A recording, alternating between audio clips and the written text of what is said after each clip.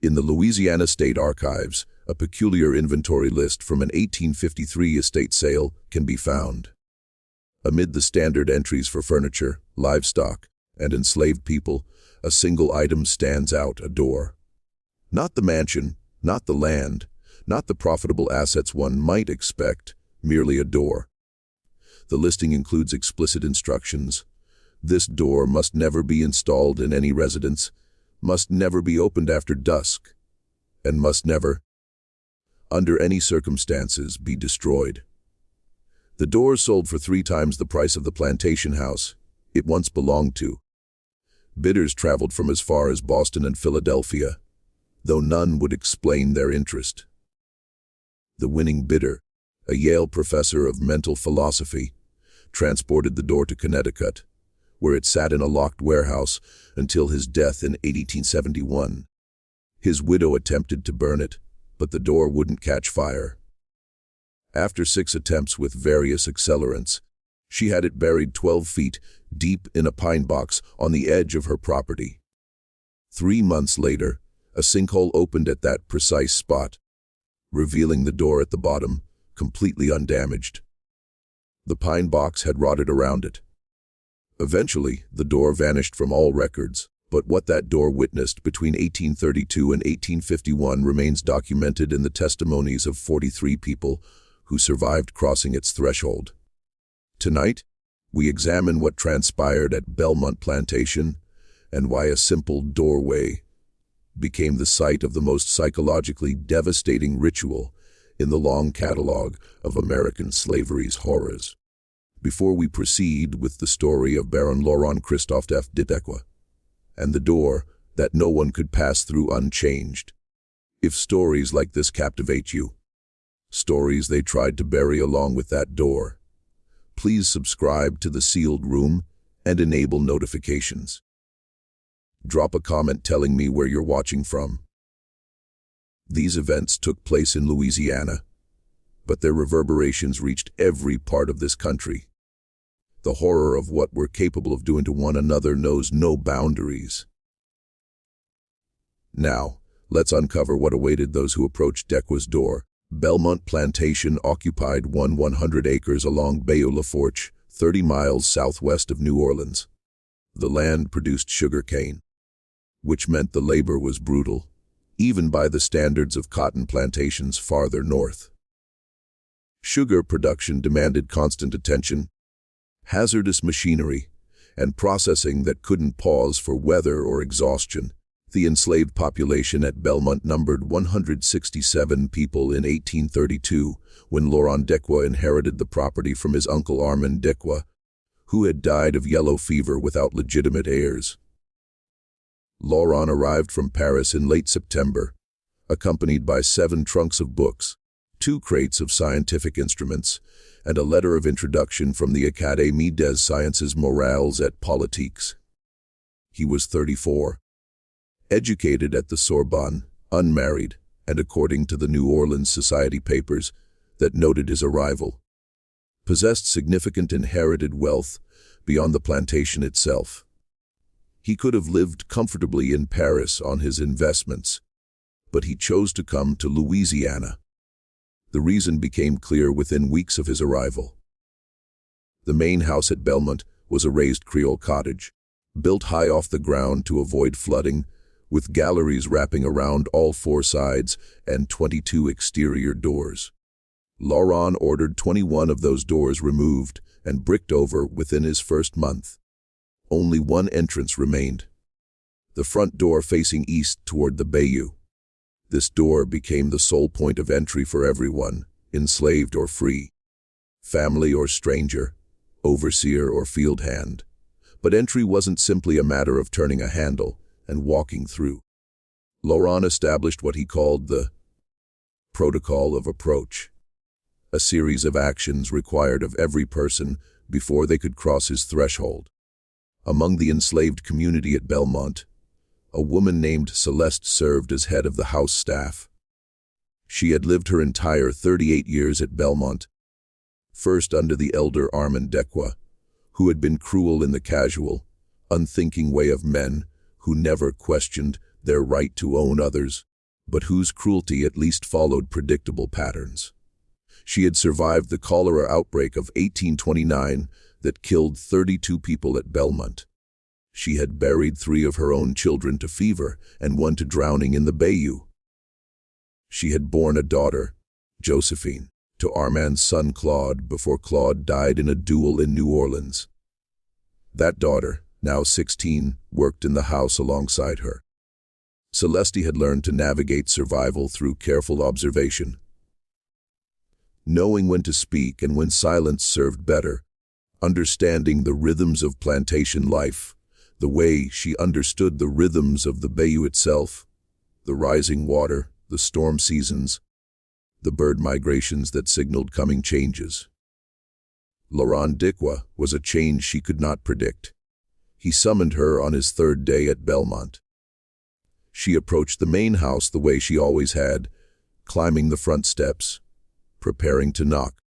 Lauron met her on the gallery before she could knock, holding a leather-bound notebook and a measuring tape. Behind him, the door stood closed. "You will not enter today," he said in French. Celeste spoke French fluently, as did most of the enslaved community at Bellmont. The elder dequa had insisted on it. "Your entry requires preparation. Tomorrow morning, 1 hour after dawn, you will return. You will bring a white cloth approximately 12 inches square and a cup of water from the bayou. You will approach the door, but stop precisely 10 feet from the threshold. I will instruct you further then." Celeste stared at him, trying to understand. "Sire, I need to prepare the house for your residence. The rooms require cleaning." "Tomorrow," Lauron repeated. He turned and entered the house, closing the door behind him. The lock clicked with a finality that suggested no further discussion. That evening, Celeste gathered with other house staff in the quarters behind the main house. There was John Baptiste, who had served as butler under the elder dequa. There was Marie, who cooked. There was Tio, who maintained the fires and carried water. There was her daughter Josephine, and Josephine's half-sister on her father's side, a girl named Isabel, who had been raised in the house after Claude's wife died. They discussed Lauron's strange demand, trying to make sense of it. "Maybe it's something from France," Marie suggested. "Some European custom we don't know about. No European I ever heard of requires you to bring bayou water just to enter a house." Jean Baptiste said, "He's doing something else. Testing us, maybe. Seeing how well we follow orders." Celeste said nothing, but she felt uneasy in a way she couldn't name. The request was specific without being explained. A combination that suggested Lauron had clear purposes she couldn't yet see. The next morning, Celeste approached the main house with a white cloth torn from an old sheet and a tin cup filled with murky bayou water.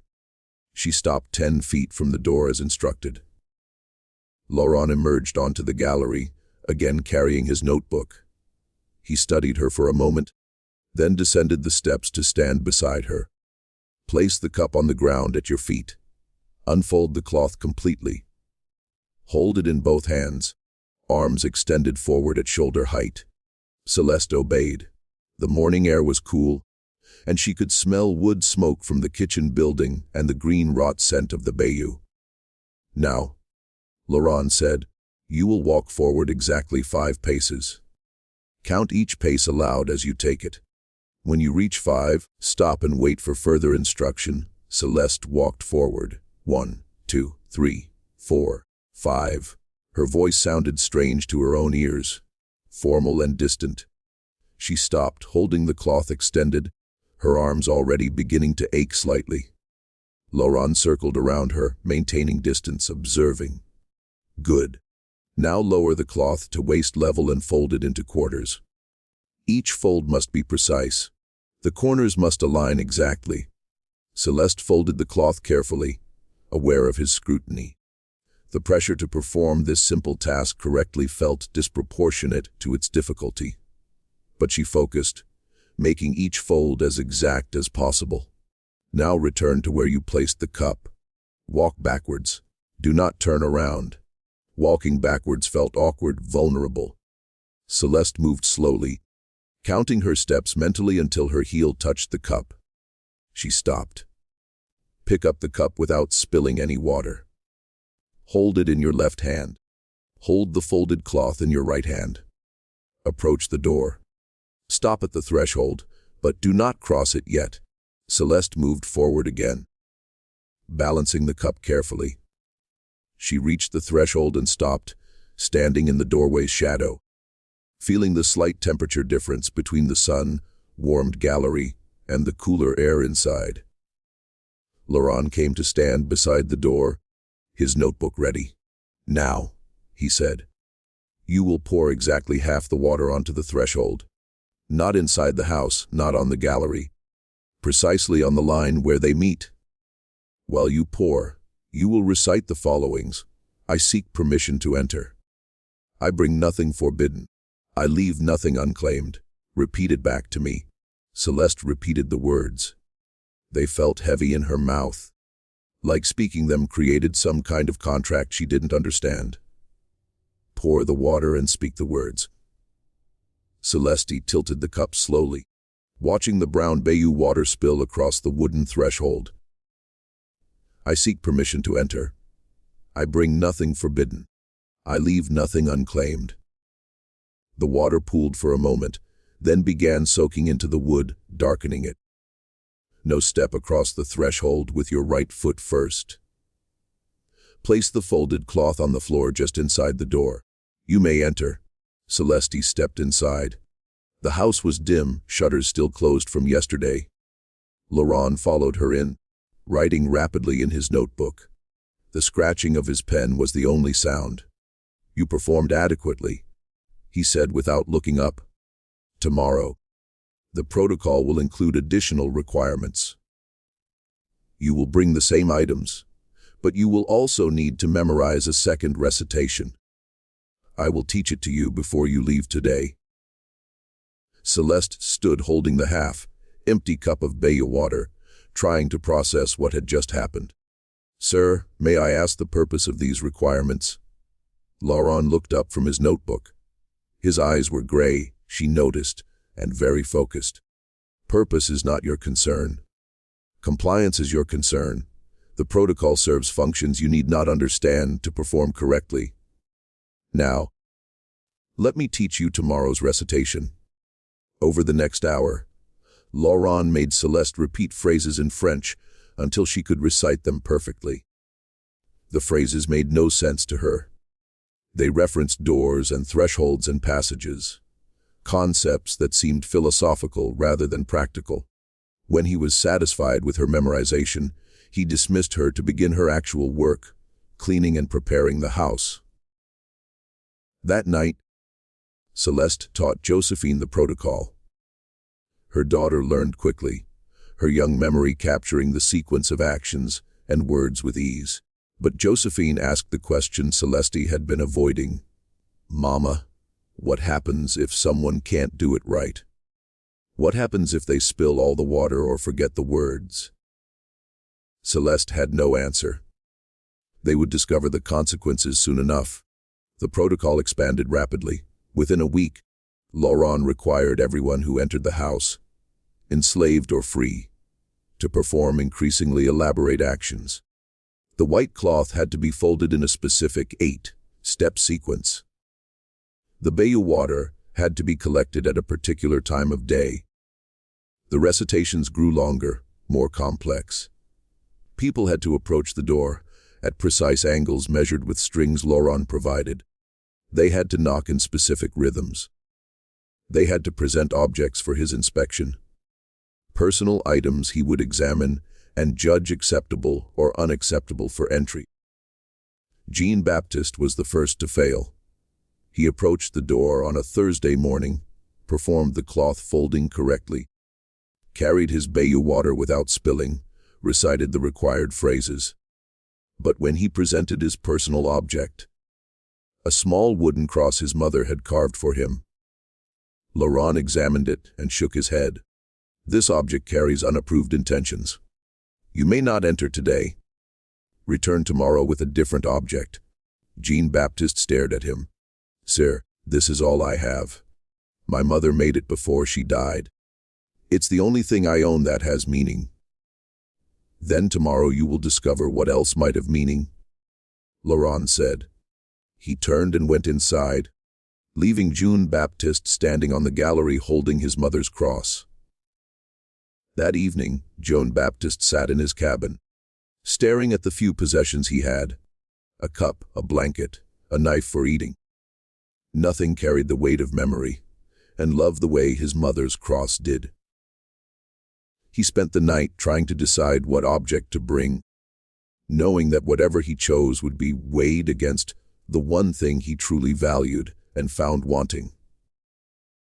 The next morning he brought the eating knife. Lauron examined it, wrote something in his notebook, and permitted entry. But Jean-Baptiste moved through the house that day like a man who had lost something irreplaceable, which, in a sense, he had. The protocol had taken not just an object, but his right to decide what held meaning for him. Marie failed 3 days later. She performed every step correctly until the final recitation, where she transposed 2 words, saying "unclaimed" before "forbidden" instead of the reverse. Lauron stopped her immediately. The sequence is specific, words of order. Return tomorrow and demonstrate that you can maintain that order. Marie returned the next day and performed perfectly, but the fear of making the same mistake created new anxiety. She began practicing the recitations constantly, whispering them while she cooked, while she walked to the well, while she lay in bed at night. The protocol occupied her mind, even when she wasn't performing it. By October, the protocol had grown to include 23 distinct requirements. By November 31, the enslaved community adapted, helping each other memorize sequences, practice movements, and master the timing. They developed collective strategies for survival, sharing techniques for remembering the order of actions, creating mnemonics for the recitations, supporting each other through failures. But the psychological toll accumulated. People who had once moved through their work with efficiency born of long practice now approached every task with obsessive attention to detail, as though the protocol's demands had infected their entire understanding of what adequate performance meant. Tio developed a habit of counting his steps everywhere he walked, unable to stop measuring and quantifying his movements. Marie began weighing ingredients with compulsive precision, trying to achieve exactness in everything she did. Josephine started having nightmares about standing at the threshold, unable to remember the words, watching the door remain closed forever. Celeste watched these changes with growing dread. The protocol was not just controlling their access to the house. It was reshaping their minds, creating a population of people who policed themselves more effectively than any overseer could, who internalized Lauron's standards and judged themselves by his arbitrary measures of adequacy. Then in December, Lauron announced a modification that made everything worse. He summoned the entire house staff to the gallery and explained that the protocol would now include individual variations. Each person would have unique requirements, tailored specifically to them. These requirements would change monthly, ensuring that no one could simply memorize a routine and perform it automatically. The unpredictability was the cruelest addition. It meant that even perfect past performance guaranteed nothing about future success. It meant constant vigilance, constant anxiety, constant awareness that any entry might be denied for reasons they couldn't anticipate. Celeste's individual requirement arrived on a cold morning in January 1833. Lauron informed her that from that day forward, she must bring not just bayou water, but water she had personally blessed. He did not specify how to bless water or what constituted acceptable blessing. She was left to guess, to invent her own ritual within his ritual, knowing that her invention would be judged and might be found insufficient. She tried everything. Praying over the water in the Catholic manner, the elder dequa had forced them to practice, holding the cup under moonlight and remembering fragments of rituals her grandmother had whispered about before dying.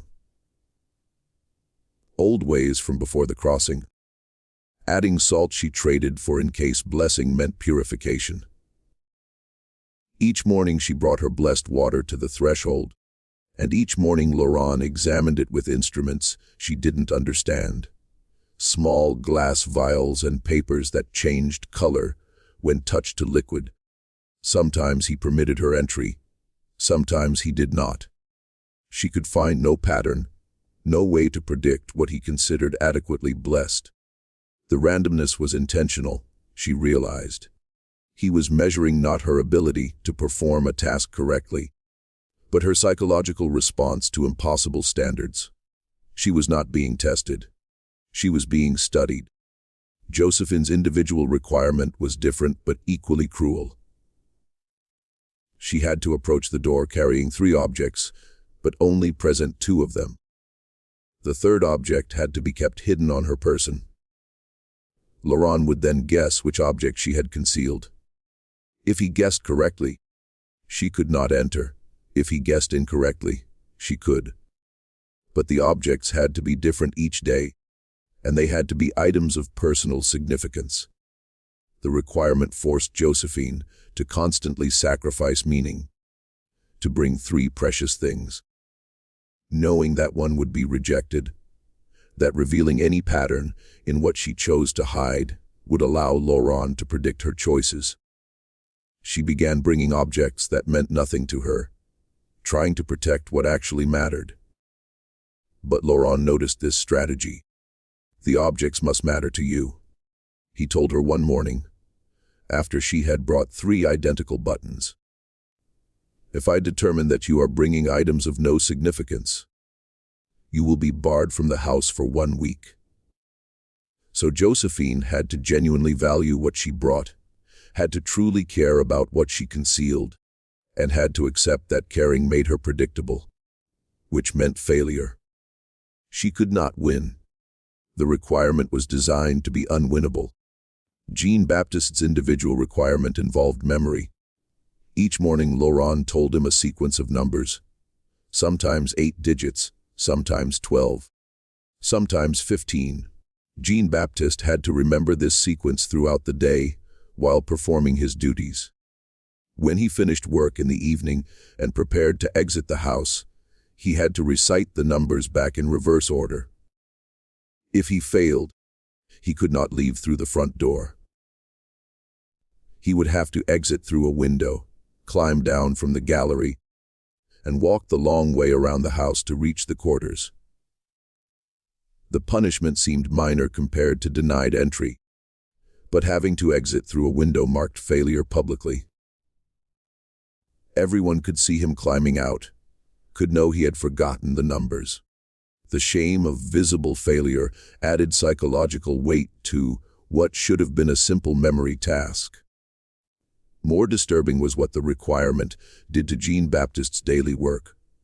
He could not fully concentrate on any task, because part of his mind had to constantly rehearse the numbers. He burned himself on a kettle because he was mentally reciting Lauron's sequence instead of paying attention. He dropped dishes. He forgot instructions from Marie about meal preparations.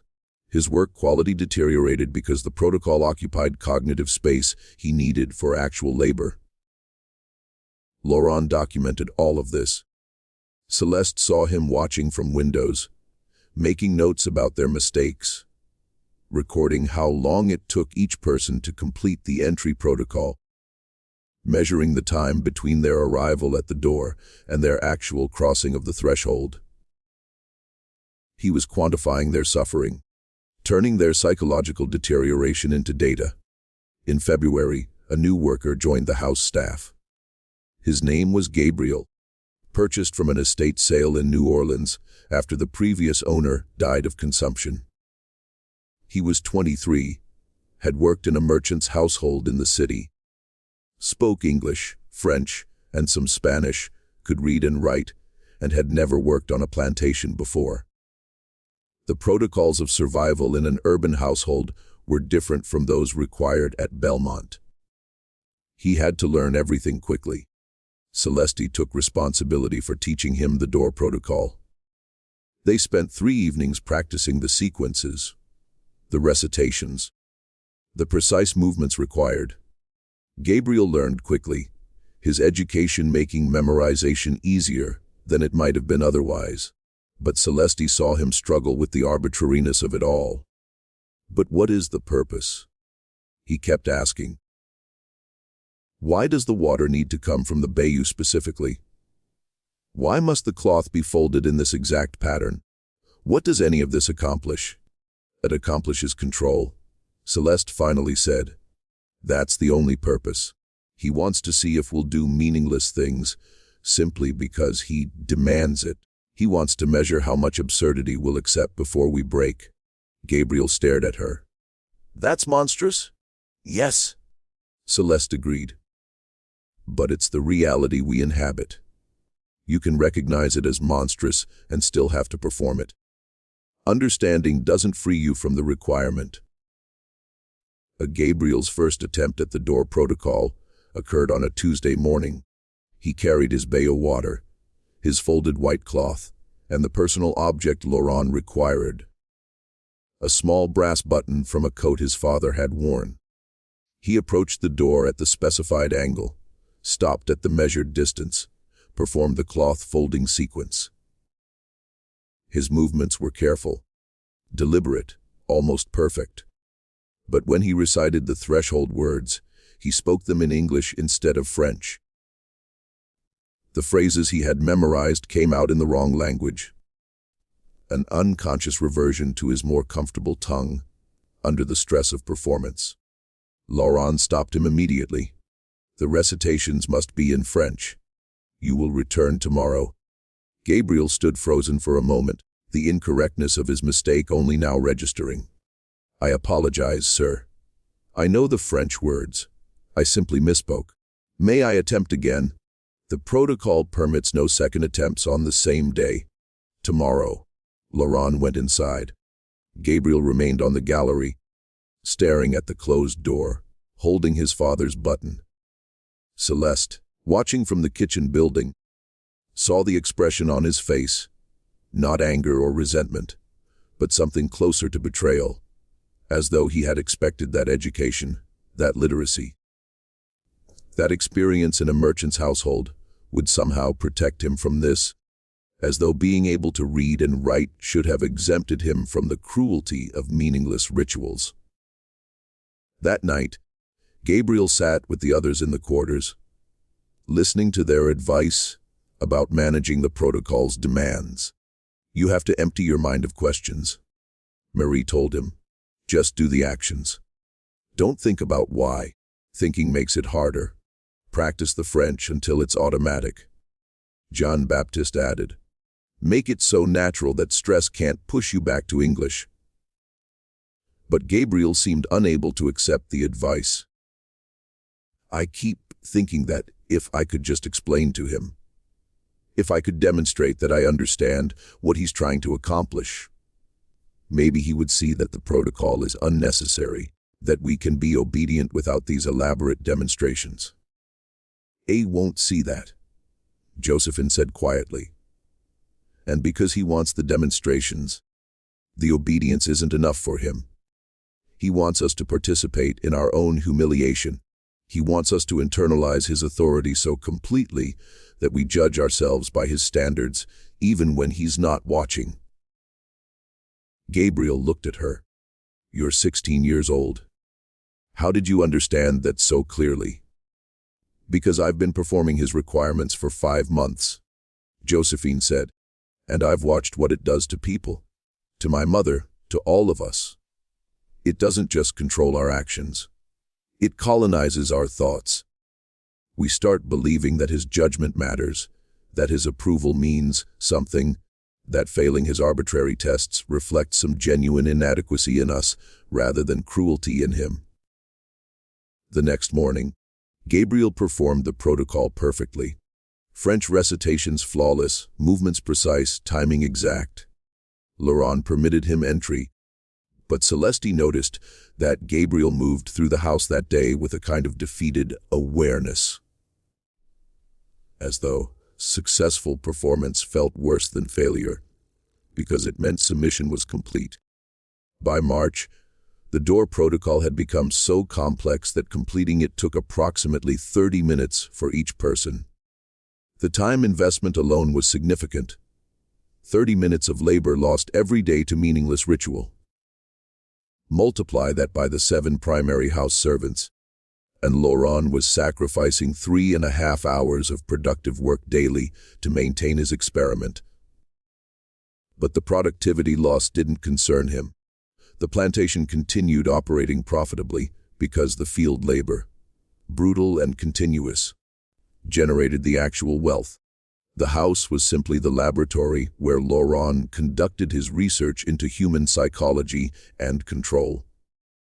Celeste began noticing other changes in how Lauron structured their environment. He had installed mirrors at strategic points throughout the house, angled so that people could see themselves performing their daily tasks.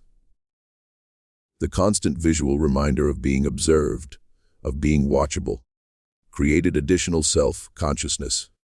People adjusted their behavior, not just when Lauron was present, but constantly, because they might at any moment catch sight of themselves in the mirrors and imagine his judgment of what they saw. He also began requiring verbal reports. At the end of each day, each house servant had to provide a detailed account of everything they had done. Every task completed, every movement between rooms. These reports took another 20 minutes per person. Lauron recorded them in his notebooks, sometimes asking questions about why a particular task had taken longer than expected or why someone had chosen to clean one room before another. The reports created retrospective anxiety. People had to remember not just what they had done, but be able to explain their choices, justify their priorities, defend their efficiency. Work became less about completing tasks and more about creating narratives of work that would satisfy Lauron's interrogation. In April, something shifted. Lauron announced that he would be adding what he called reciprocal requirements to the door protocol. These involved paired actions between 2 people. For instance, Celeste and Josephine would have to approach the door together, perform synchronized movements, recite alternating lines of the threshold phrases. If either person made an error, both would be denied entry. The reciprocal requirements created new dynamics of resentment and dependence. If Josephine stumbled on her recitation, Celeste would be punished equally despite her own correct performance. If Celeste forgot the sequence of movements, Josephine suffered the consequences. They had to practice together constantly, coordinating not just their actions but their breathing, their timing, their psychological states. One person's anxiety could infect the other. One person's distraction could cause mutual failure. Marie and Tio were paired. Jean-Baptiste and Gabriel. Isabelle, Josephine's half-sister, was paired with a younger servant named Philip, who had recently been brought into the house from fieldwork. The pairing seemed arbitrary, but Celeste suspected Lauron had chosen them strategically to maximize either conflict or dependence. The reciprocal requirements also created moral complications. If your partner repeatedly caused failures, you began to resent them. Even though you understood intellectually that the system itself was the problem, not the individual struggling within it. If you yourself repeatedly caused failures, you felt guilt and shame directed not just toward Lauron, but toward the person you were harming through your inadequacy. Lauron was making them hurt each other, making them police each other, making them internalize his judgment and direct it toward their own community members. The cruelty was sophisticated, distributed through social bonds rather than applied directly through violence. Then came the morning that Gabriel refused. It was a Tuesday in late April, the air thick with humidity promising afternoon rain. Gabriel approached the door with his required items, his partner Jean-Baptiste beside him. They had practiced their synchronized protocol the night before, working through the sequences until they could perform them in perfect coordination. They were ready. But when they reached the threshold and Lauron emerged onto the gallery with his notebook, Gabriel stopped walking. He stood 15 feet from the door, his bayou water cup in one hand, his folded cloth in the other, and he simply stopped. "You may approach to the measured distance," Lauron said. Gabriel didn't move. Jean-Baptiste glanced at him, confused, then concerned. "No," Gabriel said quietly. Lauron looked up from his notebook. "You are refusing the protocol." "I am refusing to participate in my own degradation," Gabriel said. His voice was steady but Celeste, watching from the kitchen doorway, could see his hands shaking slightly. "I have performed your requirements for 2 months. I have done everything you demanded with precision and accuracy. But I understand now what you are doing, and I will not continue to collaborate with it." "You understand that refusal means punishment," Lauron said, his tone carrying no anger, only clinical interest. "You understand that you are choosing consequences. I understand that performing your ritual also has consequences," Gabriel said.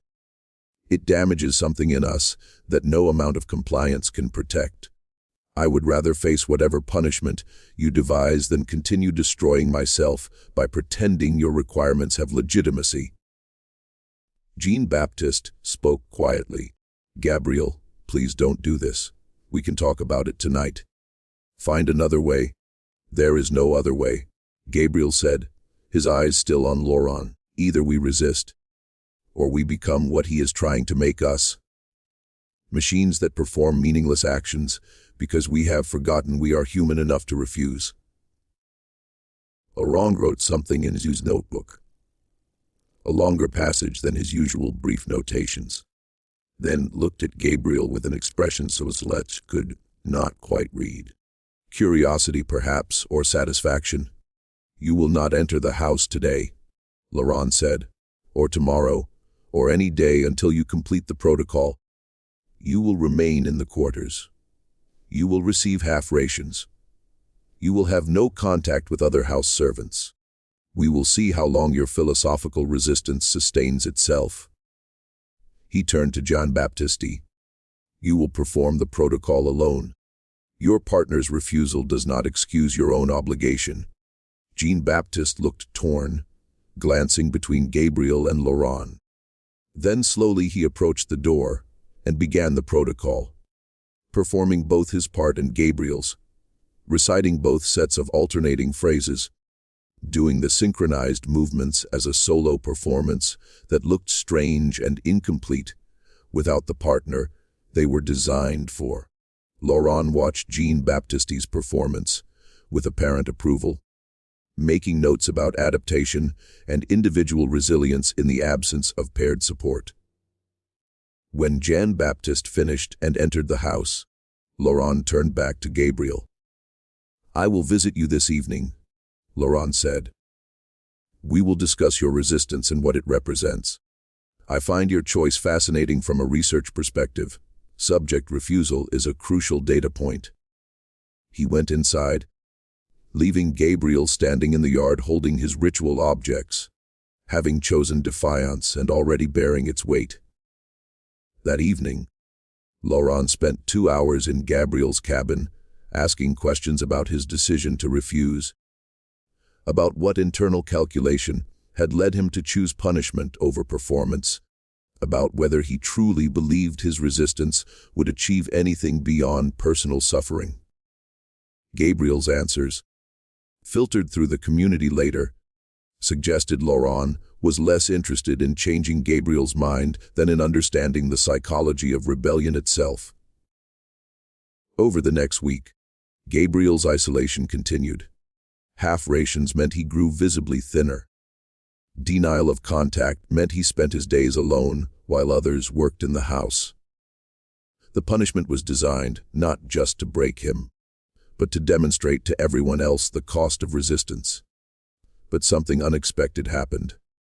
Gabriel's refusal, rather than being seen as foolish or dangerous, became a kind of moral center for the community.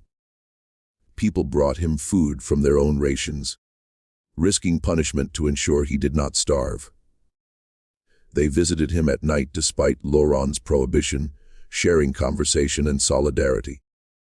His resistance, even though it changed nothing about the protocol's continuation, proved that refusal was possible, that humans could still choose defiance, even when victory was impossible. Celeste visited Gabriel on the 5th night of his isolation. She found him sitting outside his cabin, looking thinner but not broken. "You know, this won't stop him," she said quietly. "He'll continue the protocol with the rest of us. Your suffering won't change that." "I know," Gabriel said. "But it changes me. I needed to know I could still refuse, that some part of me remained capable of recognizing wrong and naming it wrong, even when naming it costs me everything." "That's a luxury," Celeste said. "Not a criticism, just an observation. You're young enough and new enough here that you still have that kind of strength. Some of us used up that strength years ago, just surviving. Maybe," Gabriel acknowledged, "or maybe you have different strength. The kind that sustains people through decades, rather than burning bright in moments.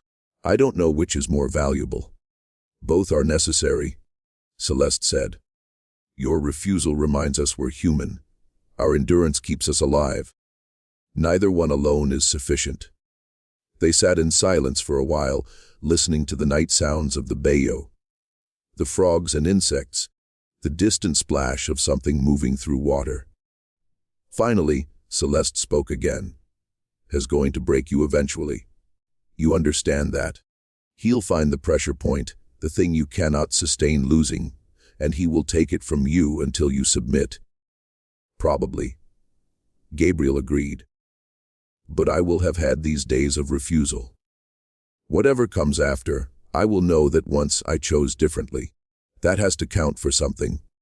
Gabriel's refusal lasted 11 days. On the 12th morning, Lauron visited his cabin with a letter. The letter, Lauron explained, was from a buyer in Natchez who specialized in acquiring skilled household servants for resale to plantations in the Mississippi interior. Lauron had written to this buyer describing Gabriel's literacy, his languages, his urban experience. The buyer had offered an excellent price. "I could sell you today," Lauron said, standing in the doorway while Gabriel sat on the cabin's single chair. "The transaction would be simple, profitable for me, devastating for you. Natchez plantations are not known for their treatment of educated slaves. Your literacy would be seen as dangerous rather than valuable. You would likely spend your remaining years in field labor under overseers who consider your education a threat to be beaten out of you." Gabriel said nothing, but his face had gone very still. "Or," Lauron continued, "you can resume your position in the house, perform the door protocol, accept the requirements as the price of remaining here, where at least your skills are utilized, where the work is less physically destructive than sugar fields, where you exist in proximity to a community that clearly values you, given their willingness to share rations despite my prohibition. You are offering me the choice between torture and different torture." Gabriel said quietly, "I am offering you the choice between calculated cruelty in service of scientific inquiry and random cruelty in service of profit maximization." Lauron said, "Neither is humane, but one at least produces knowledge that may eventually serve philosophical understanding of human consciousness and control. The other produces only sugar and early death. Gabriel looked at him for a long moment. And if I refuse both choices, if I simply remain here in isolation, accepting half rations and solitude, then you will eventually die of malnutrition or illness, and I will have lost a valuable asset for no research benefit whatsoever. That outcome serves no one's interests. It would preserve my refusal, Gabriel said, refusal that no one outside this plantation will ever know about. Lauron said, refusal that changes nothing, saves no one, inspires no broader resistance. Martyrdom requires an audience and a cause that outlives the martyr. You have neither. Your death would be recorded as natural causes, or perhaps escaped and drowned in the bayou. The narrative would be whatever I chose to make it. The cruelty of this truth settled over the cabin like the morning humidity. Gabriel had defied Lauron's protocol, had demonstrated that refusal was possible, had proven something about human dignity and choice. But Lauron was correct that none of it mattered beyond the immediate moment, beyond the small community at Bellmont. The world would never know. History would not record it. His resistance would disappear as completely as the thousands of other small rebellions that slavery erased from existence. I will perform your protocol, Gabriel finally said. But understand that my compliance is not acceptance. I am choosing survival over principle, because survival at least allows the possibility of future resistance. Death is final. Lauron wrote something in his notebook. Excellent distinction. The psychology of strategic submission versus genuine internalization is precisely what I am studying. Your conscious maintenance of internal resistance while performing external compliance makes you invaluable as a research subject. Thank you for continuing to provide such clear data. He left. Gabriel sat alone in the cabin for another hour before emerging to perform the door protocol for the first time in nearly 2 weeks. His movements were correct but mechanical. His recitations accurate but lifeless. He had submitted, but something in how he moved through the house afterward suggested that submission had cost him something irretrievable. Celeste understood. She had made similar calculations countless times over her 38 years. Each choice to comply rather than resist. Each moment of swallowing rage to preserve survival. Each day of performing whatever was demanded regardless of its cruelty or absurdity. Those choices accumulated into a life, but they also accumulated into a kind of erosion of the self. You could maintain internal resistance while performing external submission, but maintaining that division required constant energy, constant vigilance. Eventually, the performance became easier than the resistance. Eventually, you forgot which was the real you and which was the survival mask. She feared Gabriel was learning this lesson too early, too explicitly. The clarity of his understanding might make the erosion faster rather than slower. In May, Lauron introduced what he called temporal variations to the door protocol. These involved performing certain requirements at specific times of day, according to a schedule only he knew. A person might arrive at the door prepared to perform the standard protocol, only to discover that at that particular hour, different requirements applied. There was no way to prepare, no way to predict. You simply had to attempt the protocol you knew and adjust when Lauron corrected you. The temporal variations created new levels of anxiety because they meant even perfect preparation could result in failure through no fault of your own. You could do everything right and still be wrong because you had arrived at the wrong hour for those particular requirements. Josephine failed 3 times in 1 week because of temporal variations. Each morning she arrived with her 3 objects, prepared to conceal 1 and present 2, only to discover that at that hour lauron required a completely different protocol. Present all three objects. Present none, present them in reverse order of personal significance. The rules changed faster than she could adapt, and each failure deepened her sense that success was impossible, that the system was designed to ensure periodic failure regardless of effort or competence. One morning in early June, Celeste arrived at the door to find lauron standing on the gallery with a stranger.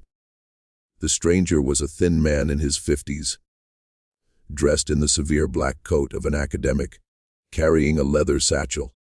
Lauron introduced him as Professor Edmund Cartwright, from the College of Charleston, visiting Bellmont to observe the door protocol and Lauron's broader research into behavioral conditioning. Professor Cartwright will be documenting our procedures, Lauron explained. He represents the broader scientific community's interest in this work. Please perform the protocol as usual. Pretend he is not here. But Cartwright's presence changed everything.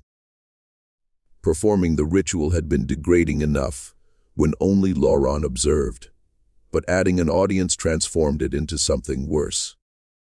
Celeste felt exposed in a new way, conscious that this stranger was watching her perform meaningless actions, that he would write about it, discuss it with other academics, present her compliance as evidence supporting whatever theories lauron was developing. She completed the protocol flawlessly, but afterward, while working in the house, she heard lauron and Cartwright discussing her performance in the study. Subject A demonstrates remarkable consistency, lauron said, his voice carrying through the doorway. Celeste stood just beyond, dusting furniture she had already dusted. In 18 months, she has failed the protocol only 7 times.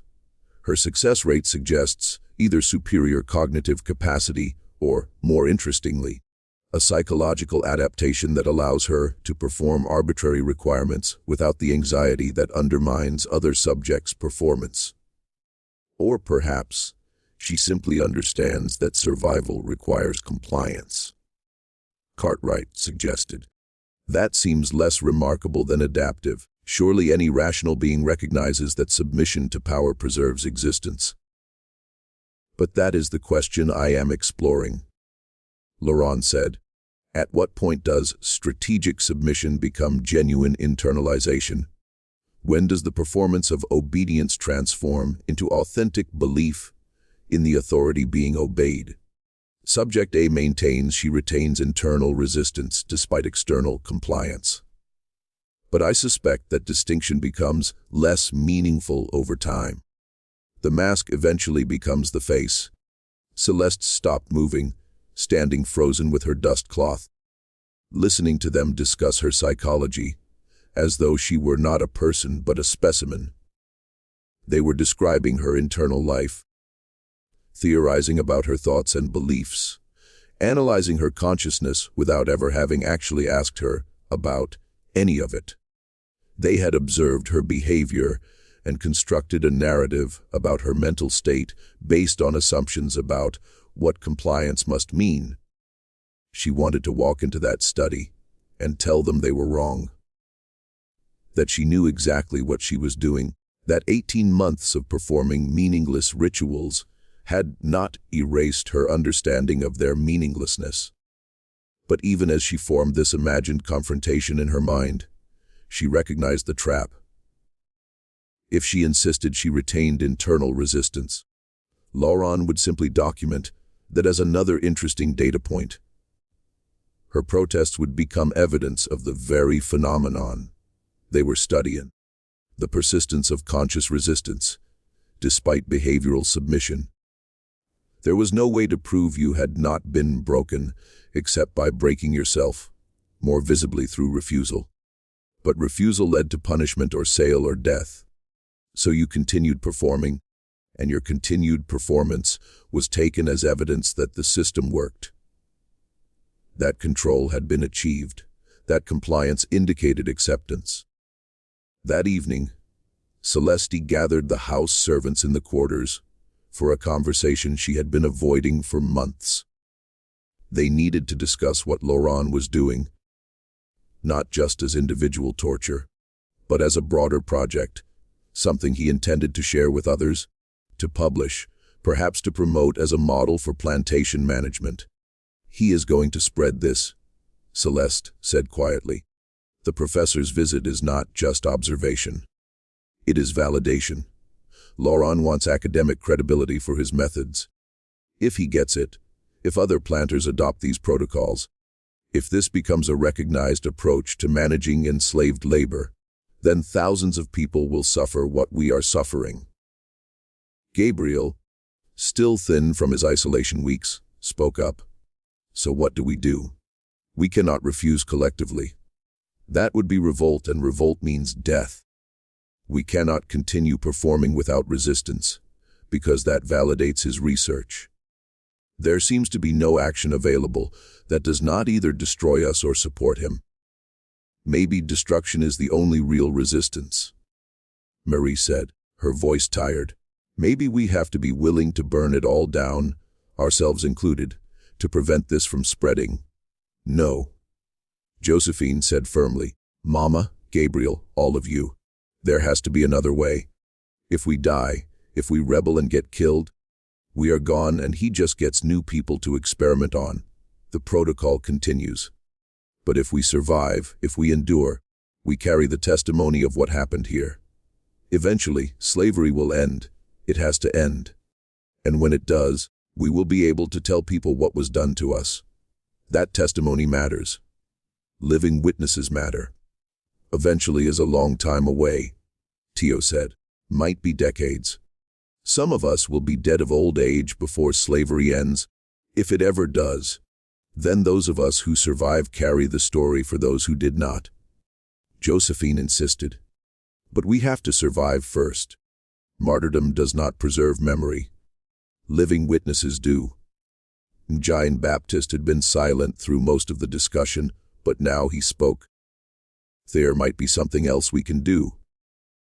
Not refusal exactly, but something that undermines his research without getting us killed. What if we all started failing more frequently? Not in ways that look like deliberate sabotage, but small errors that seem like genuine mistakes. If his data shows increasing failure rates despite continued compliance. If we can convince him that the approach does not work as well as he thinks. Lauron would notice," Celeste said. "He tracks everything. He would see the pattern of increased failures and investigate the cause. But he cannot prove intent," Gabriel said slowly, warming to John Baptist's idea. "He can document that we are failing more often.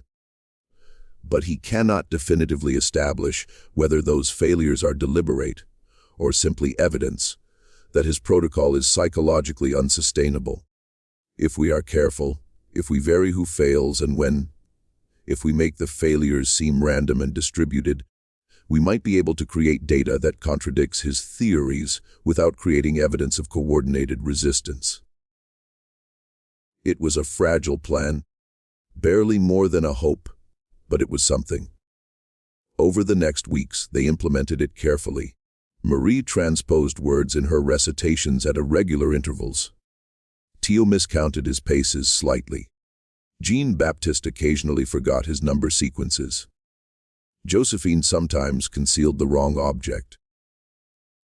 Celeste spilled small amounts of her blessed water. The failures were not frequent enough to seem like deliberate sabotage, but they were more common than before, creating a pattern of declining success rates that Lauron documented with evident frustration. By July, his notebook showed that the collective success rate had dropped from 92% to 78%. He added new requirements, thinking that increased complexity might restore the previous success levels. But the failures continued, persistent and seemingly random, undermining his confidence in the protocol's effectiveness. Professor Cartwright visited again in August, and this time Lauron's presentation was less triumphant. He showed Cartwright the data, explaining that subject compliance remained high, but that accuracy had deteriorated despite continued effort. He theorized that perhaps the protocol required periodic simplification to maintain effectiveness. That excessive complexity might create cognitive overload that undermined performance quality. This suggests the approach has limitations. Cartwright observed, studying the notebooks. If subjects cannot maintain adequate performance, despite willingness to comply, then the practical applications for plantation management are questionable. Planters need systems that reliably produce obedience, not experiments that sometimes work and sometimes fail unpredictably. I believe the issue is implementation pacing, Lauron argued. A more gradual introduction of complexity, combined with periodic resets to baseline requirements, might sustain higher success rates. The fundamental theory remained sound, but Celeste, listening from the hallway, heard the defensiveness in Lauron's voice. He was encountering resistance, not through overt rebellion, but through the quiet collective action of people who had learned to game his system, to provide compliance without competence, to perform the protocol in ways that satisfied the letter of his requirements while undermining their spirit. It was not victory. The protocol continued. They still had to approach that door every morning, still had to perform elaborate, meaningless rituals, still had to submit to Lauron's observations and measurements. But they had found a small space for agency, a way to resist that did not require martyrdom or destruction. Then in September, everything changed. Lauron announced that he would be conducting a public demonstration of the door protocol for a gathering of planters and academics in New Orleans. The demonstration would take place at the Mechanics Institute, a prestigious venue where scientific societies met. He would present his research findings, explain his theoretical framework, and most importantly, he would bring 6 of his house servants to demonstrate the protocol before an audience of approximately 100 people. The demonstration was scheduled for October 15th. Lauron selected who would perform: Celeste, Josephine, Gabriel, John Baptist, Marie, and Tio. They would demonstrate both the basic protocol and their individual variations, showing the complexity of conditioning that Lauron had achieved. They would be exhibited, their compliance offered as proof of his theories about psychological control and behavioral modification. The community understood immediately what this meant. They would not just be performing the protocol. They would be participating in its legitimation before people who had the power to adopt and spread these methods. Their performance would become evidence used to inflict similar suffering on countless others. "We have to sabotage it," Gabriel said immediately when they gathered to discuss the announcement. "We have to fail publicly, dramatically, in ways that cannot be attributed to simple mistakes. We have to show that audience that we are resisting, that we understand what is being done to us, that Lauron's success is an illusion built on our strategic submission. That will mean severe punishment," Celeste said. "Possibly sale, possibly worse. Lauron will not forgive public humiliation in front of his peers." "I know," Gabriel said. "But if we do not resist now, when does resistance ever become worth its cost? When do we draw the line? This is the moment when our compliance matters most to him, which means this is the moment when our refusal would matter most to everyone watching." They argued through the night, weighing the risks, considering the consequences, trying to calculate whether public resistance would achieve anything beyond their own destruction. Some wanted to sabotage the demonstration. Others feared the punishment would extend beyond the 6 performers to the entire community. The debate had no easy resolution, no clear right answer. Finally, Josephine spoke. "I think we should tell the truth. Not through failure or sabotage, but through words. We should perform the protocol perfectly, exactly as Lauron wants, and then we should speak. We should name what we have experienced, explain what the protocol really does, make that audience see us as people describing our own torture rather than objects being exhibited. They will not let us speak, Marie said. The moment we try, Lauron will stop us. Then we make sure our words are heard before he can stop us. Josephine replied, We plan exactly what to say. We keep it brief and devastating. We speak truth so clearly that even people who want to ignore it will have heard it, will carry it with them whether they acknowledge it or not. It was decided. They would perform perfectly and then speak. They would comply and resist simultaneously, giving Lauron the successful demonstration he wanted and then undermining it through testimony. The plan was dangerous, the outcome uncertain. But it felt like the only response that honored both their need to survive and their need to be recognized as human beings, capable of naming their own oppression. They spent the next 3 weeks preparing, practicing the door protocol until they could perform it flawlessly, even under the stress of public exhibition, and practicing their words, refining what they would say, editing their testimony down to essential truths that could be spoken quickly before Lauron silenced them. The journey to New Orleans took 2 days by boat along Bayou Lafourche to the Mississippi River, then upstream to the city. Lauron arranged private accommodations for his human property, ensuring they would be well rested and presentable for the demonstration. He seemed nervous in a way they had never seen before, checking and rechecking his notebooks, rehearsing his lecture, making them practice the protocol repeatedly even though they had already perfected every movement. His anxiety was revealing. For all his clinical detachment, for all his claims about scientific objectivity, Lauron cared deeply about how his research would be received by his peers. He wanted validation, recognition, influence. His experiments at Bellmont had not been conducted in isolated pursuit of knowledge. They had been performed in anticipation of this moment, when he would present his findings and claim his place among the theorists of human behavior and control. The Mechanics Institute was a grand building on Magazine Street, 3 stories of brick with tall windows and marble columns flanking the entrance. The lecture hall where Lauron would present held 100 seats arranged in rising tiers so everyone could see the demonstration space at the front. When Celeste and the others entered through the back entrance, reserved for servants, they could hear the murmur of arriving audience members, the rustle of expensive clothing, the cultured accents of wealthy planters and educated academics. Lauron met them in a preparation room behind the stage. He wore his finest black coat, and his face was flushed with excitement, barely contained beneath his usual composed exterior. Today's demonstration will prove the validity of systematic psychological conditioning, he said. You will perform exactly as you have practiced. No deviations, no errors.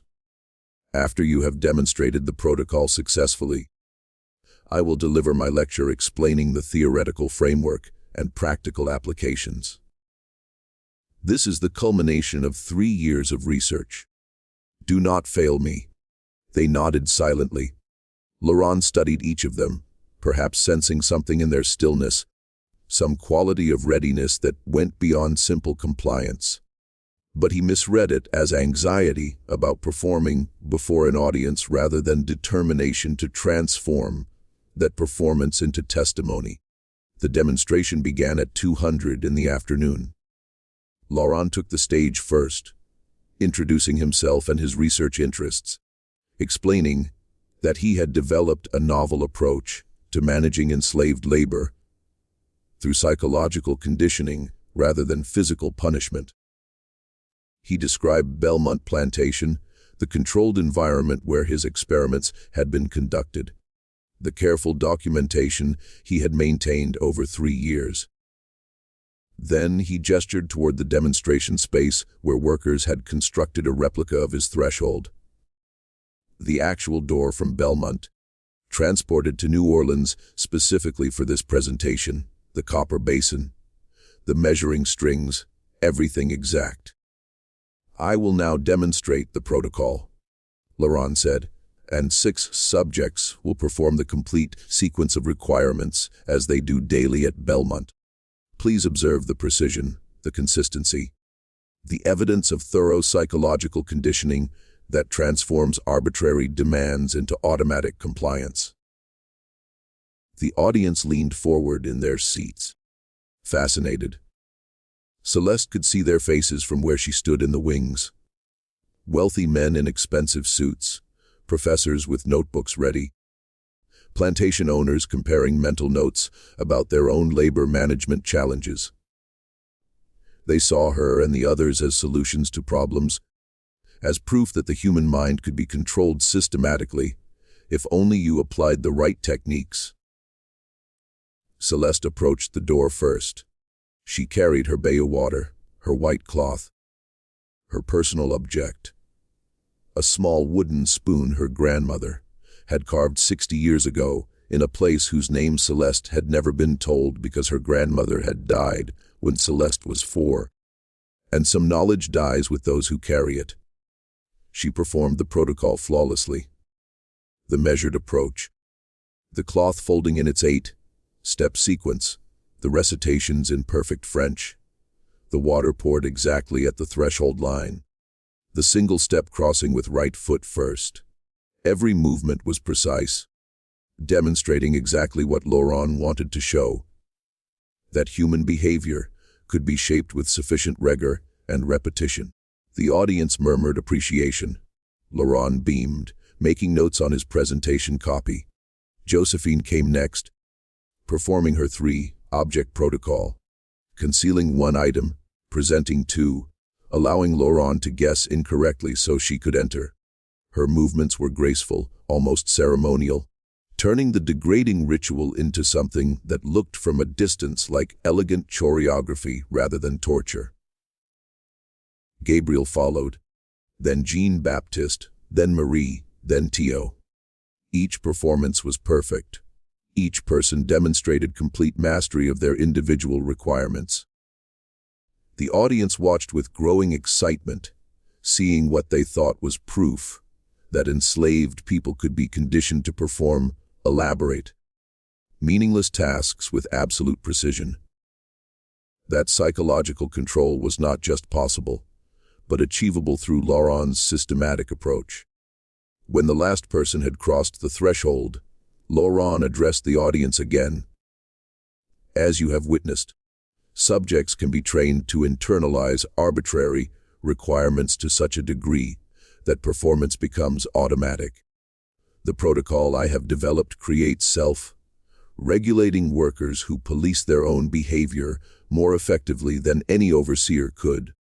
This represents a breakthrough in plantation management, a humane alternative to physical punishment that achieves superior compliance through psychological conditioning." He paused, preparing to launch into the theoretical portion of his lecture. And in that pause, Celeste stepped forward from her position just inside the doorway. "If I may speak," she said, her voice carrying clearly through the lecture hall, cutting across Lauron's prepared remarks. Lauron turned sharply. "You may not return to your position," but Celeste did not move. "I have performed your protocol for 3 years," she said, addressing not Lauron but the audience. 1095 days of approaching that door, completing whatever requirements you devised, submitting to your observations and measurements. I have done everything you demanded with the precision you just witnessed, and I need this audience to understand what that compliance actually means." Lauron moved toward her, but Gabriel stepped forward to stand beside Celeste, then Josephine, then the others, forming a line between Lauron and the audience, their bodies present and solid, their eyes on the wealthy white men in those rising tiers of seats. The protocol Monsieur Dequa calls a systematic conditioning is torture disguised as science. Celeste continued, her voice steady. Every morning for 3 years, I have performed meaningless actions, because refusing meant punishment, sale, or death. I have folded cloth in specific patterns that serve no purpose. I have carried water that accomplishes nothing. I have recited phrases that mean nothing, not because these actions have value, but because Monsieur de Lacqua wanted to prove that he could make me do them, that he could occupy my mind so completely with anxiety about performing correctly that I would have no mental space left for resistance. The audience had gone absolutely silent. Lauron stood frozen, his prepared lecture abandoned, his face darkening with fury. Gabriel spoke next. I am literate. I read French, English, and Spanish. I can calculate mathematics. I can write with facility. None of those skills protected me from this protocol. Monsieur de Lacqua's conditioning does not respect intelligence or education. It simply grinds away at human dignity until you forget you ever possessed it, until you measure your worth by his approval and your failure by his disappointment. Josephine continued, her young voice clear and firm. I am 16 years old. I have spent the last year learning to judge myself by whether I could successfully hide objects from a man who owns me, whether I could sacrifice things I cared about to satisfy his curiosity about my psychological responses. That is what this protocol does. It does not create obedient workers. It creates people who lose themselves, who forget what it feels like to make choices, to have privacy, to be human in ways that are not constantly observed and measured. But Jane Baptiste added, before this protocol, I could work efficiently. Now I make mistakes because part of my mind is always rehearsing meaningless number sequences. The conditioning Monsieur de Lacqua is promoting to you as improved management actually reduces productivity while increasing psychological damage. You are being sold a method that harms both the people it is inflicted upon and your own economic interests. Marie spoke quietly, but with devastating precision. The protocol made me question my own sanity, made me wonder if my inability to perform arbitrary tasks perfectly meant something was wrong with me, rather than wrong with the demands. That is what Monsieur de Lacqua has achieved, not better workers, but people who have been taught to blame themselves for failing impossible standards. Tio finished. We performed perfectly for you today, but that perfection cost us 3 years of psychological torture. It cost us our peace, our sense of self, our ability to move through the world without constant anxiety. Monsieur de Lacqua wants you to adopt his methods. We are here to tell you that doing so would mean inflicting this suffering on thousands of people across your plantations. We are here to beg you not to. The lecture hall erupted. Some audience members were shouting at the servants to be silent, to remove themselves, calling for security. Others were standing, arguing with each other, demanding Lauron explain why his subjects were describing torture when he had claimed his methods were humane. Professor Cartwright, sitting in the front row, had gone pale, apparently recognizing that Lauron's research had just been publicly exposed as something far darker than systematic behavioral conditioning. Lauron himself seemed unable to speak for several long seconds. Then he found his voice, sharp with rage. This is coordinated insubordination. These subjects will be severely punished for disrupting this presentation with lies designed to undermine legitimate scientific research. They are not lies. A voice called from the back of the hall. A man stood, older than most of the audience, wearing the plain clothing of a Quaker. I am Benjamin Lundy. I published The Genius of Universal Emancipation. I have been documenting the experiences of enslaved people throughout the South. I came to this demonstration because I heard disturbing rumors about experiments being conducted at Bellmont Plantation. What these people have just described matches testimonies I have collected from others who have survived psychological torture, disguised as management innovation. Monsieur de Lacroix is not presenting a scientific breakthrough. He is presenting evidence of his own systematic cruelty. The lecture hall descended into chaos. Planters were shouting at Lundy, at Lauron, at each other. Some demanded the servants be removed and punished. Others seemed disturbed by what they had heard, uncertain whether to believe Lauron's claims of humane conditioning or the servants' testimony of torture. The careful academic presentation Lauron had planned had become something else entirely. A public trial of his methods, with the evidence standing before them describing their own suffering. Security eventually cleared the hall. Lauron gathered his servants with cold fury, radiating from every line of his body. But he said nothing until they were back in the private accommodations, away from potential witnesses. Then he turned on them with controlled violence. "You have destroyed 3 years of research. You have humiliated me before my peers. You have undermined work that could have transformed plantation management across the South. There will be consequences." "Good," Gabriel said simply. If we prevented even one planter from adopting your methods, if we saved even one person from experiencing what we have experienced, then the consequences are worth bearing." Lauron struck him, a sharp blow across the face that sent Gabriel stumbling backward. But Gabriel straightened, blood at the corner of his mouth, and met Lauron's eyes without fear. "You can hit me," he said quietly. "You can sell me. You can kill me.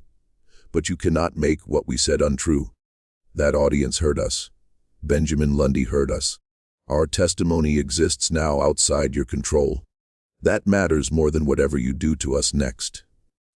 Over the following days, the consequences Lauron had promised materialized with calculated cruelty. Gabriel was sold to a turpentine camp in Mississippi, exactly the fate Lauron had threatened months earlier. Jean-Baptiste was sold to a sugar plantation near Baton Rouge, known for brutal conditions. Marie was assigned permanently to fieldwork, removed from the house entirely. Theo faced similar demotion, his skilled labor replaced with the hardest physical work available. But Lauron kept Celeste and Josephine at Bellmont, not out of mercy, but because selling them would look like admission that their testimony had been true, that he was punishing them for speaking honestly rather than for legitimate insubordination. So they remained, still performing the door protocol, still subjected to Lauron's observations and measurements, still trapped in the system they had publicly named as torture. Except something had changed. The protocol continued, but Lauron's confidence in it had eroded. He added no new requirements after the New Orleans demonstration. He stopped corresponding with other academics about his research. He no longer spoke of publishing his findings or spreading his methods. The door remained. The ritual persisted. But the project had lost its momentum, undermined not by outright rebellion, but by testimony that had reframed his scientific conditioning as what it had always been: elaborate cruelty. Benjamin Lundy published an article about the New Orleans demonstration in the November issue of the Genius of Universal Emancipation. He quoted extensively from the servant's testimony, described Lauron's research in detail, and raised pointed questions about what it meant that academics were legitimizing torture by calling it behavioral science. The article was reprinted in abolitionist newspapers throughout the North, generating discussion about the psychological dimensions of slavery's cruelties. In Louisiana, the article changed nothing immediately. Lauron continued operating Bellmont. The enslaved community continued laboring. The door protocol continued governing entry to the main house. But the story spread through enslaved communities along bayou lafourche, passed from plantation to plantation in whispered conversations carried by people who understood that what had happened at the Mechanics' Institute mattered, even if it had not changed the immediate reality of their bondage. Celeste performed the door protocol faithfully for 18 more years, until Lauron's death in 1851. By then, the ritual had become so ingrained in her movements that she sometimes found herself counting steps and measuring distances, even when nowhere near a threshold. Her body trained to precision that no longer required conscious thought. When Lauron died, his nephew inherited Bellmont and immediately discontinued the door protocol, finding it bizarre and pointless. But Celeste discovered that stopping was almost as difficult as continuing had been. The absence of the ritual left a strange void, a daily routine suddenly missing its opening ceremony. The door itself became an object of superstition among Lauron's heirs. The nephew tried to have it removed in 1852, but workers refused to touch it, claiming they heard voices when they approached it, whispers of people reciting phrases in French. The nephew eventually boarded it up, sealing the entrance permanently. When Bellmont was sold in 1853, the door was sold separately, listed in the estate inventory with warnings about its troubling history. After the war, after emancipation's long legal processes finally reached Louisiana, Celeste left Bellmont. She was 64 years old, had spent her entire life at that plantation, and had no family beyond Josephine, who had married another formerly enslaved person and moved to New Orleans. Celeste followed her daughter to the city, where she lived until her death in 1873 at the age of 84. Before she died, she gave testimony to a researcher documenting slavery's experiences. The researcher asked her what she remembered most clearly about her years at Bellmont. Celeste was silent for a long time, then said, "The door. I remember that door. I remember believing that if I could just perform the protocol perfectly enough, consistently enough, maybe he would see me as human. Maybe my competence would earn recognition. But perfection did not make me human to him. It just proved his theories about control. The door taught me that compliance cannot purchase dignity, that some systems are designed to be performed, not to be satisfied, that survival sometimes requires doing things that disgust you while maintaining enough of yourself to remember the disgust." Gabriel survived the turpentine camp, though it cost him his health. He lived until 1868, working after the war as a teacher in a freedmen's school, teaching literacy and mathematics to children whose parents had been denied education. He spoke rarely about Bellmont, but when he did, he emphasized the New Orleans demonstration. Not because it had changed their immediate circumstances, but because it had been a moment when they had refused to let their compliance be interpreted as acceptance, when they had named their own experience in front of people with power. Jean-Baptiste died at the Baton Rouge Plantation in 1856, worked to death in sugar fields that cared nothing for the skills he had developed as a butler. Marie survived to see emancipation, living until 1882, and spending her final years growing vegetables in a small garden behind the house she owned, the first property she had ever possessed. Tio died during the war, conscripted by Confederate forces to build fortifications, killed when Union artillery bombarded the work site. Josephine lived until 1897, dying at the age of 71 in New Orleans, surrounded by grandchildren who knew their family's story, who understood what their grandmother and great-grandmother had endured and resisted. She had kept detailed oral histories, passed down through generations, ensuring that the door protocol and what it represented would not be forgotten. Even after all the original survivors were gone, the door itself disappeared from records after 1871. Some believed it had finally been destroyed, Others claimed it was stored in a warehouse somewhere, still refusing to burn, still carrying the memory of everyone who had crossed its threshold. In 1893, a fire at a storage facility in New Orleans destroyed thousands of artifacts from the antebellum period. Workers claimed they found a door in the ruins, undamaged despite the intense heat that had melted metal and turned wood to ash around it. But by then, no one could definitively identify whether it was Lauron's door or simply another door that happened to survive. What did not disappear was the testimony. Benjamin Lundy's article remained in archives. Celeste's recorded statements were preserved. Josephine's oral histories were written down by her grandchildren. The story of the door protocol survived as a reminder of slavery's psychological cruelties.